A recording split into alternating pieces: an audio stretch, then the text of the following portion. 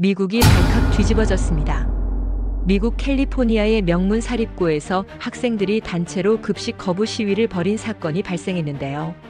놀랍게도 이 운동은 단지 급식 품질에 대한 불만이 아니라 한국 수학여행 이후 미국 교육 현실에 실망한 학생들의 진지한 저항이었습니다. 도대체 한국에서 어떤 충격적인 경험을 했길래 이들이 급식 거부 운동까지 벌이게 된 걸까요? 오늘은 한국으로 수학여행을 왔던 명문고에 재학 중인 한 학생의 사연이 있어 들려드리려고 합니다. 그 전에 잠깐 1초만 시간 내셔서 좋아요와 구독 버튼 눌러주신다면 영상 제작에 큰 힘이 됩니다. 감사합니다. 안녕하세요. 저는 에밀리 카터입니다. 캘리포니아에 있는 퍼시픽 하이츠 프랩 2학년에 재학 중이죠. 오늘 제가 들려드릴 이야기는 제 인생을 완전히 바꿔놓은 한국 여행에 관한 이야기예요.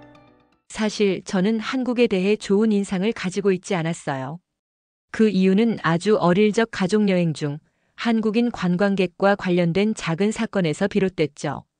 그러니 학교에서 수학여행 목적지가 한국으로 발표되었을 때 제 마음이 어땠을지 상상이 가시나요? 정말 실망스러웠어요. 왜 하필 한국이지? 하는 생각이 먼저 들었습니다. 다른 아이들은 기대에 들떠 신나게 떠들었지만 저는 도무지 웃을 수가 없었어요. 가슴 한켠이 묘하게 불편했고 그 감정은 쉽게 가라앉지 않았습니다. 지금 생각해보면 그 불편함의 밑바탕에는 편견이 있었던 것 같아요. 어린 시절 겪었던 작지만 제 마음속 깊이 남은 기억 하나 때문이었죠. 그날이 아직도 생생해요. 가족과 함께 아시아 여행을 하던 중 방콕의 한 기념품 가게에 들렀을 때였어요. 우리는 조용히 가게를 둘러보며 구경하고 있었고 저는 마음에 드는 인형 하나를 집어들고 한참을 바라보고 있었죠. 그때 갑자기 문이 열리며 한국인 단체 관광객 무리가 가게 안으로 들어왔습니다. 그들은 가게 안을 시끄럽게 떠들며 농담을 주고받았고 가게 주인과도 막힘없이 소통했어요. 그러다 누군가 디스카운트 플리즈 라고 외쳤고 주인은 크게 웃으며 곧바로 할인을 해줬죠. 그 옆에서 인형을 들고 서 있던 저희 가족은요. 아무런 응대도 받지 못했어요. 가게 주인은 아예 저희 쪽을 쳐다보지도 않았고 어머니는 조용히 제 손을 잡으며 이렇게 말씀하셨어요. 여기선 조용한 게 손해야. 시끄러워야 대접받는 나라야. 다시 오고 싶지 않네.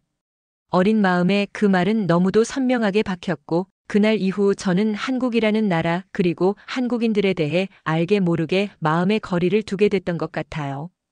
그래서였죠. 한국으로 간다는 소식이 마냥 반갑지 않았던 이유. 그곳에서 또다시 무시당할까봐 혹은 외면당할까봐 제 마음속엔 부정적인 상상만이 점점 더 커져갔습니다. 에밀리, 한국에 대해 어떻게 생각해? 친구 제니퍼가 물었을 때 저는 그저 어깨를 으쓱하며 그냥 그래라고 대답했죠. 솔직한 제 감정을 말할 용기가 없었습니다. 혹시 다른 친구들이 제 편견을 비웃지는 않을까 걱정됐어요. 출발 일주일 전 여권과 짐을 챙기면서도 저는 마음이 무거웠습니다. 다른 친구들은 설레는 마음으로 여행 계획을 세우고 있었지만 저는 그저 빨리 끝났으면 하는 마음뿐이었어요. 한국에서의 일주일이 제 인생에서 가장 길고 힘든 시간이 될 거라고 생각했죠. 하지만 그때는 몰랐습니다. 이 여행이 제 인생을, 제 시각을 완전히 바꿔놓게 될 거라는 사실을요. 때로는 우리의 가장 큰 편견이 가장 값진 교훈을 가져다 준다는 것을 말이죠. 그 여행은 제가 상상했던 것과는 전혀 다른 방향으로 흘러갔습니다. 수학여행을 며칠 앞둔 어느 날이었어요. 점심시간에 식당에 들어서자마자 긴 줄이 눈에 들어왔습니다. 매일 같은 광경이었지만 그날따라 특히 답답하게 느껴졌어요. 드디어 제 차례가 되어 식판을 받았을 때 잠시 걸음을 멈췄습니다. 식판 위에는 건조한 햄버거 패티 하나, 전자레인지에 데운 듯한 콩 통조림, 그리고 딱딱하게 굳어버린 브로콜리 몇 송이가 놓여 있었어요. 친구 제니퍼가 제 옆에서 식판을 내려다보며 한숨을 쉬었죠. 이게 한 끼라고? 제니퍼의 목소리에는 체념이 가득했습니다. 식당 안은 정말 소란스러웠어요. 좁은 공간에 학생들이 너무 많았고 식탁도 부족해 많은 친구들이 서서 식사를 하고 있었습니다. 몇몇 아이들은 아예 식당 밖으로 나가 자동 판매기에서 과자를 뽑아 끼니를 때우더군요. 이게 우리의 일상이었습니다. 저는 주변을 둘러보다가 문득 식욕이 사라지는 걸 느꼈어요. 말없이 식판을 내려놓으며 제니퍼에게 말했죠. 우리가 이걸 당연하게 받아들이고 있다는 게 더 이상한 거 아니야? 제니퍼는 그저 어깨를 으쓱할 뿐이었습니다. 그날 저녁 집에 돌아와 식탁에 앉아 부모님과 저녁을 먹으면서 이 생각이 계속 맴돌았어요. 결국 입을 열었습니다. 학교에서 뭘 배우는지도 중요하지만 이렇게 대우받으면서 공부해야 하는 건가 싶어요.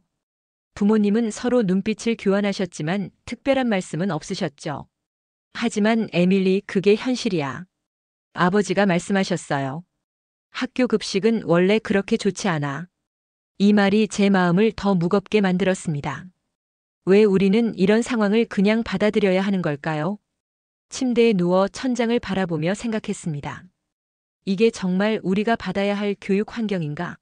우리는 너무 많은 것을 그냥 받아들이고 있는 건 아닐까? 이런 생각들이 제 머릿속을 가득 채웠어요. 스마트폰을 들어 다른 나라의 학교 급식에 대해 검색해 보았습니다. 프랑스, 일본, 그리고 한국의 학교 급식 사진들이 화면에 나타났어요. 신선한 식재료로 만든 다양한 메뉴, 영양 균형을 고려한 식단, 정성스럽게 차려진 식사. 우리 학교 급식과는 너무나도 달랐습니다. 특히 한국의 급식 사진들이 눈에 들어왔어요. 여러 종류의 반찬들, 갓 지은 밥, 신선한 야채와 과일. 마치 레스토랑 음식 같았죠. 이게 정말 학교 급식이라고. 저도 모르게 중얼거렸습니다. 다음 날 학교에서 급식줄에 서 있는 동안 그 사진들이 계속 머릿속에 맴돌았어요. 그리고 문득 깨달았습니다. 우리는 이렇게 열악한 환경을 당연하게 받아들이고 있다는 것을요.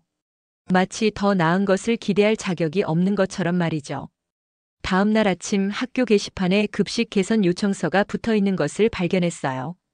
누군가 학생회의 급식 질 향상을 위한 청원을 한 모양이었죠. 하지만 그 앞을 지나가는 학생들 중 누구도 관심을 보이지 않았습니다. 마치 보이지 않는 것처럼 모두 그냥 지나쳤어요. 제니퍼가 제 옆에 서서 그 종이를 바라보더니 무표정하게 웃으며 말했습니다. 우린 원래 이런 대접받아. 기대하지 마. 이 말이 가슴에 콕 박혔어요. 우리는 정말 변화를 기대할 수 없는 걸까요? 그저 받아들여야만 하는 걸까요?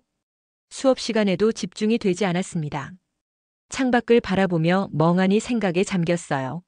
문득 인터넷에서 본 한국의 학교 급식 영상이 떠올랐죠. 다양한 반찬들, 매일 바뀌는 메뉴, 영양사가 직접 계획한 균형 잡힌 식단. 그게 정말일까요? 한국에선 진짜 다를 수 있을까? 한국 급식 영상들처럼 정성껏 준비된 밥상이 진짜 학교에서 나오는 게 맞아? 의심이 들었지만 한편으로는 작은 기대감도 생겼습니다. 제 머릿속에 미국과는 전혀 다른 모습의 한국이 그려지기 시작했어요. 혹시 내가 너무 오래 이 현실에 익숙해져 버린 걸까? 이 생각이 들자 가슴이 조금 아팠습니다. 우리는 언제부터 이런 환경을 당연하게 받아들이게 된 걸까요? 신선한 식재료, 따뜻한 식사, 편안한 식당 환경. 이런 기본적인 것들을 꿈꾸는 게 사치라고 생각하게 된 건 언제부터였을까요? 점심시간 교무실 앞을 지나가다 우연히 선생님들의 대화를 엿듣게 되었어요.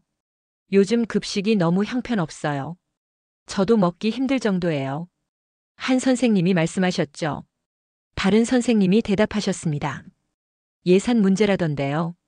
어쩔 수 없죠. 이 대화를 들으며 생각했어요.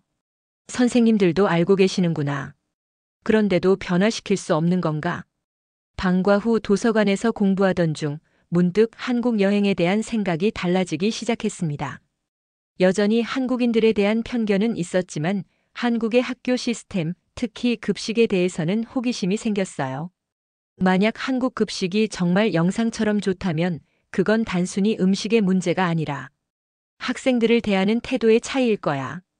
집으로 돌아오는 길 버스 창밖을 바라보며 생각했습니다.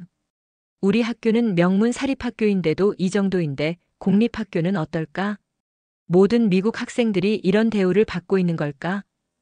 이런 질문들이 계속해서 제 머릿속을 맴돌았어요.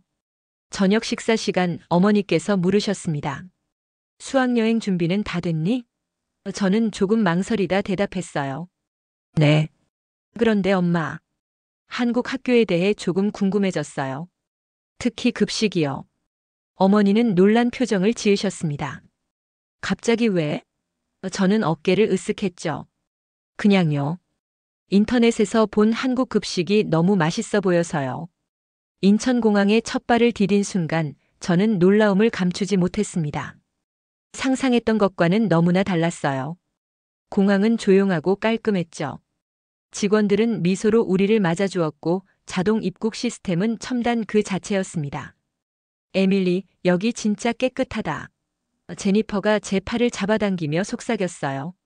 저도 모르게 고개를 끄덕였습니다. 정말 깨끗했어요. 바닥에 쓰레기 하나 없었고 화장실도 놀라울 정도로 청결했죠. 제가 가지고 있던 한국에 대한 이미지와는 전혀 달랐습니다. 공항에서 버스로 이동하는 동안 창밖으로 보이는 서울의 풍경에 눈을 뗄 수 없었어요. 깔끔하게 정돈된 거리, 첨단 빌딩들, 그리고 곳곳에 심어진 나무들. 마치 미래 도시에 온 것 같은 느낌이었습니다. 버스 안에서 가이드 선생님이 설명해 주셨어요. 한국은 지난 50년간 눈부신 발전을 이룬 나라입니다. 전쟁의 폐허에서 세계 10대 경제 대국으로 성장했죠. 이 말을 들으며 생각했습니다. 어쩌면 내가 한국에 대해 알고 있던 것들은 모두 오래된 정보였을지도 몰라. 숙소에 도착한 건 저녁 무렵이었어요. 피곤함에 지친 상태로 식당에 들어섰는데 그곳에서 보게 된 광경에 입이 떡 벌어졌습니다. 학생들을 위한 환영 급식이 준비되어 있었는데 그건 제가 상상했던 급식과는 완전히 달랐어요. 잡곡밥, 갈비찜, 제철 나물, 깔끔한 과일 디저트까지. 테이블마다 정갈하게 차려진 식사가 우리를 기다리고 있었습니다.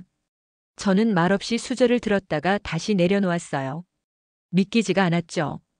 이건 학교에서 주는 밥이 맞아? 제 옆에 앉은 친구에게 물었습니다. 친구도 똑같이 놀란 표정이었어요. 우리는 서로를 바라보다가 동시에 웃음을 터뜨렸습니다. 이건 분명 특별한 환영 식사일 거예요. 내일부터는 평범한 급식이 나오겠지. 그렇게 생각했죠. 식사 후 우리는 강남 시내를 산책하기로 했습니다. 밤 10시가 넘은 시각이었는데도 거리는 밝고 활기찼어요. 혼자 걸어가는 여성들, 밝게 빛나는 상점들, 아이스크림을 먹는 가족들. 미국에서라면 상상도 할 수 없는 풍경이었죠. 우리 도시는 이 시간에 이렇게 못 돌아다니잖아.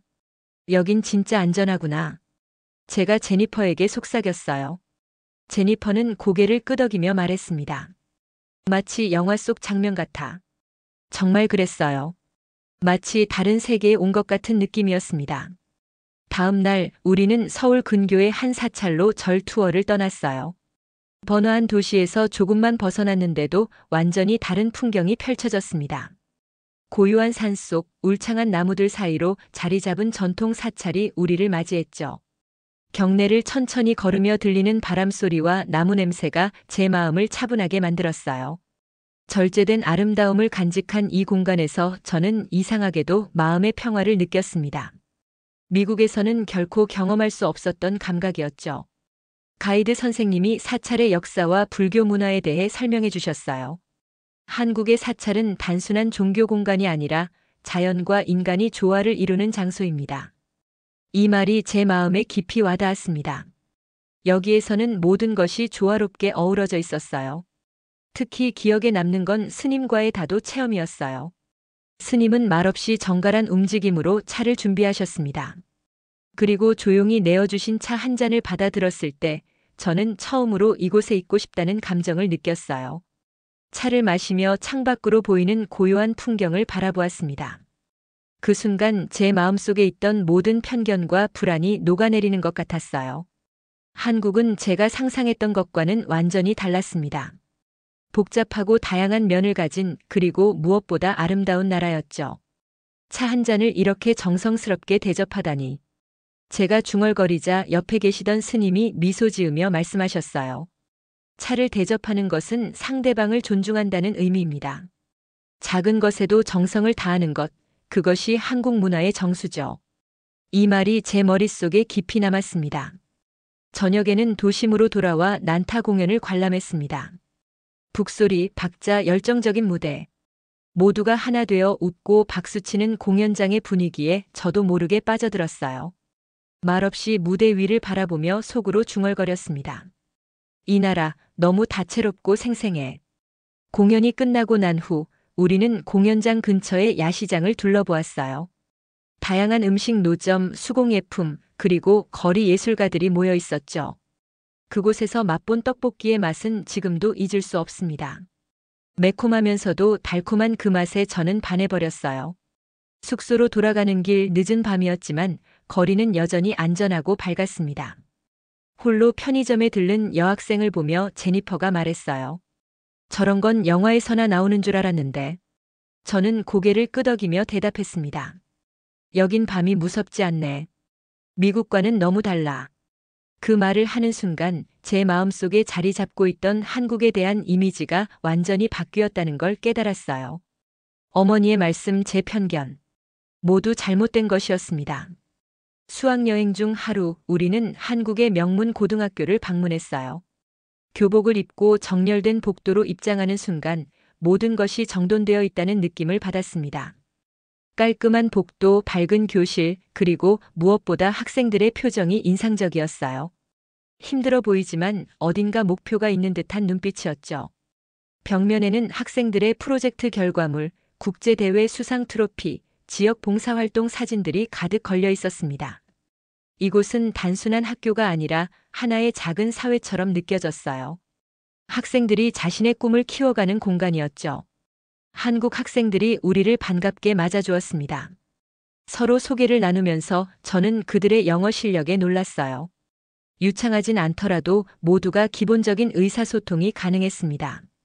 나중에 알게 된 사실이지만 한국에서는 영어 교육을 초등학교 때부터 시작한다고 해요. 수업 시간이 되자 우리는 교실에 들어갔습니다. 놀라웠던 건 교실 환경이었어요. 칠판 대신 전자보드, 종이 대신 태블릿이 기본 장비로 제공되고 있었습니다.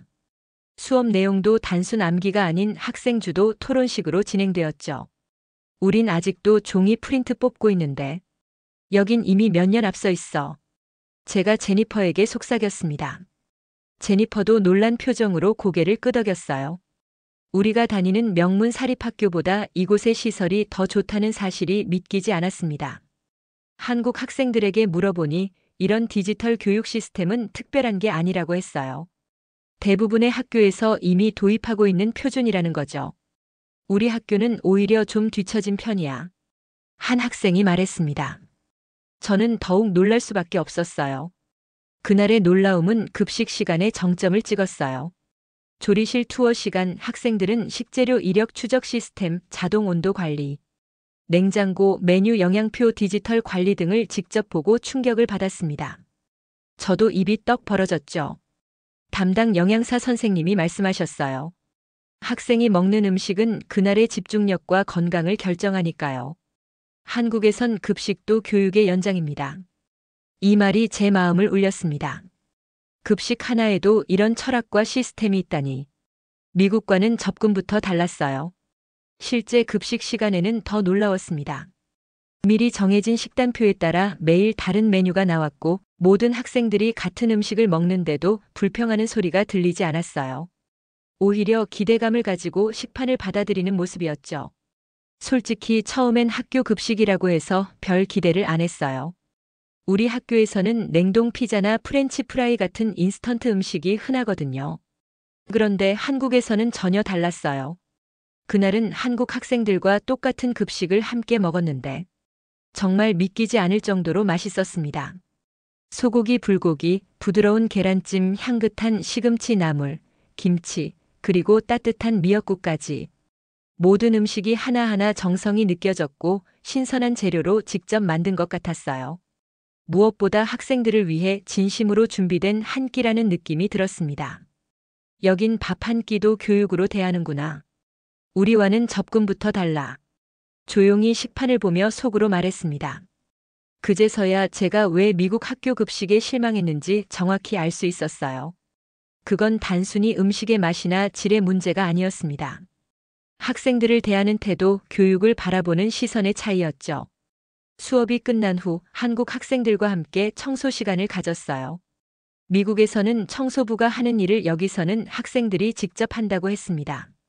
처음에는 이상하게 느껴졌지만 함께 교실을 청소하면서 이런 활동이 책임감과 협동심을 기르는데 도움이 된다는 것을 이해할 수 있었어요. 우리는 자기 공간은 자기가 깨끗하게 유지해야 한다고 배워요. 한 학생이 말했습니다. 이 말이 제 마음에 깊이 와닿았어요. 미국에서는 너무 자신의 권리만 강조하고 책임은 종종 잊혀지는 것 같았거든요. 하루의 방문을 마치고 나오면서 저는 완전히 다른 사람이 된 것 같은 기분이었습니다. 한국 교육 시스템의 철학과 접근 방식이 제 생각을 완전히 바꾸어 놓았어요. 학생들을 단순한 교육의 대상이 아닌 사회의 중요한 구성원으로 존중하고 키워나가는 모습이 인상적이었습니다. 수학여행 마지막 날, 저는 교류 체험에서 만난 한국인 또래 학생. 수아와 식당에서 마지막 식사를 함께 하게 됐어요. 자연스럽게 서로의 학교 이야기를 나누다가 문득 궁금한 점이 생겼습니다. 너희는 왜 이렇게 열심히 공부해? 솔직히 힘들지 않아? 제가 물었죠. 수아는 잠시 웃다가 대답했어요. 응, 힘들지. 근데 우리는 그냥 대학이나 점수 때문에 공부하는 게 아니야. 부모님 세대가 많이 희생해서 여기까지 왔거든. 그래서 지금 우리가 더 잘 살아야 된다고 생각해. 저는 말없이 고개를 끄덕였습니다. 수아는 덧붙였어요. 한국에선 공부는 나 하나만을 위한 게 아니라 가족과 사회를 위한 거기도 해. 그 말이 제 가슴에 깊이 박혔습니다. 미국에선 늘 개인의 성공과 행복을 우선시했는데 여기선 가족과 사회를 함께 생각하는 문화가 있었어요. 단순한 경쟁이 아닌 함께 나아가는 모습이 인상적이었습니다. 그래서 때론 힘들어도 포기하지 않는 것 같아. 수아의 말에 새로운 존경심이 생겼어요. 어쩌면 한국의 교육 시스템이 힘든 이유도 그만큼 의미 있는 가치를 추구하기 때문일지도 모른다는 생각이 들었습니다. 식사를 마치고 나오면서 수아가 제게 물었어요. 미국으로 돌아가면 뭐가 가장 그리울 것 같아? 저는 잠시 생각하다가 대답했습니다. 급식. 그리고 늦은 밤에도 안전하게 다닐 수 있다는 느낌? 우리는 함께 웃었지만 제 말은 진심이었어요. 수아는 작별 인사로 제게 작은 선물을 건넸습니다. 한국 전통 책갈피였어요.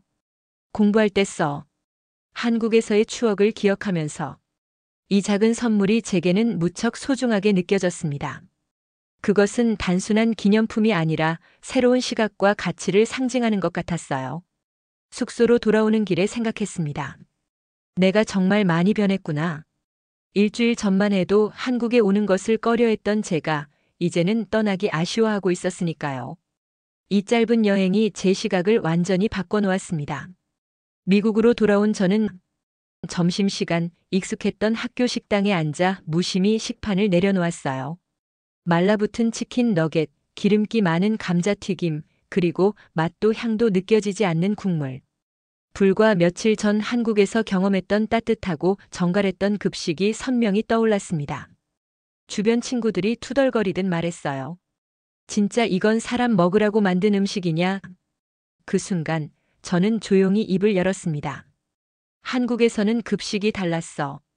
정성껏 준비된 따뜻한 밥상이었고 학생들이 소중하게 대우받는다는 느낌이 들었어. 친구들이 놀란 표정으로 물었죠. 진짜? 학교에서 그런 게 가능해? 저는 고개를 끄덕이며 말했어요. 그게 가능하더라고. 그리고 그런 곳에서 공부하고 싶다는 생각이 계속 들어. 식판 위의 음식이 유독 낯설게 느껴지는 그날, 저는 조용히 결심했습니다. 교환학생 프로그램이 있다면 꼭 지원하자. 단지 공부를 잘하기 위해서가 아니라 나를 사람답게 대해주는 곳에서 진짜 배움을 경험하고 싶어. 그 다짐은 작았지만 제 인생의 방향을 바꿀 만큼 강력했습니다. 때로는 아주 작은 경험 하나가 우리의 시선을 완전히 바꿔놓기도 하죠. 한국에서의 일주일은 저에게 바로 그런 시간이었습니다. 편견이라는 벽을 허물고 그 너머에서 새로운 가능성과 따뜻한 사람들을 만난 소중한 여정이었어요. 그 감동을 아직도 잊을 수가 없어. 이렇게 제 이야기를 전하게 되었습니다. 여러분들, 오늘의 사연 어떻게 들으셨나요? 저는 오늘 에밀리의 이야기를 통해 당연하다고 믿었던 일상 속 무언가를 다시 생각해보는 계기가 되었네요. 오늘도 저희 사연 들어주셔서 감사합니다. 아직 구독과 좋아요 버튼을 안 누르셨다면 부탁드릴게요. 그럼 저는 다음에 또 재미있는 사연 가지고 찾아올게요. 안녕히 계세요.